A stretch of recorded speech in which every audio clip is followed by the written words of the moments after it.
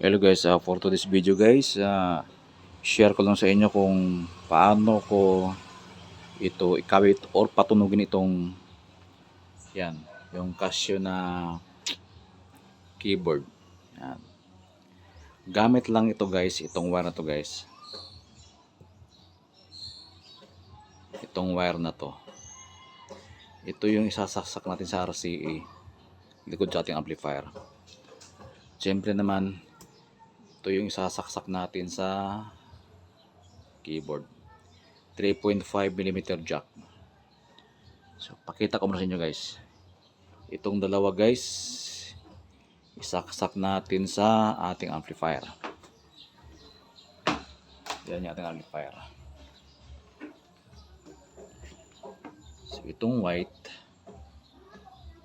meron siyang white.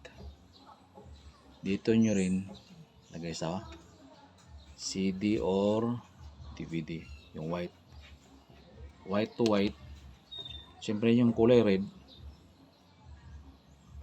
Diyan naman kulay red. So yung dulo nito guys,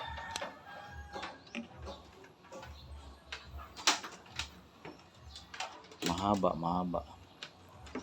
Ito yung dulo niya guys.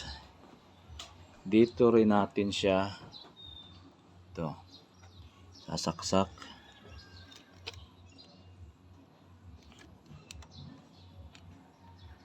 Sana ba yun? Ito.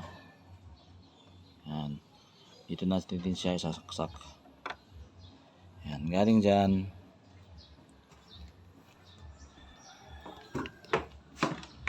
Papunta dyan. So, on natin yung amplifier guys. Tunugin natin.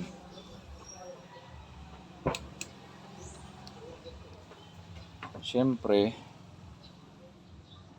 on din natin to. Yan, meron siyang power off.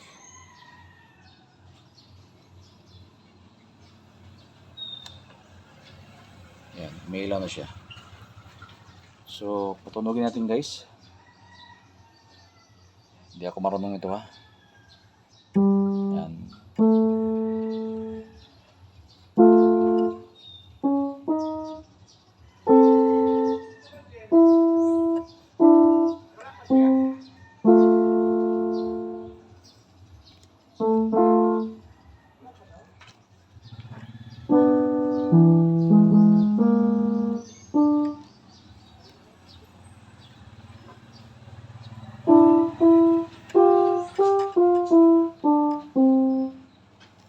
So guys, ganito lang kasimple ang pag-connect niya or paano patunogin itong keyboard papunta sa ating amplifier.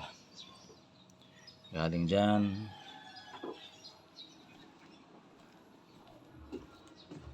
Papunta naman dyan. Gamit tayo ng yung parang Y siya guys. Ito. Parang Y siya. Kabit sa ating amplifier. Kabit tayo sa CD or DVD.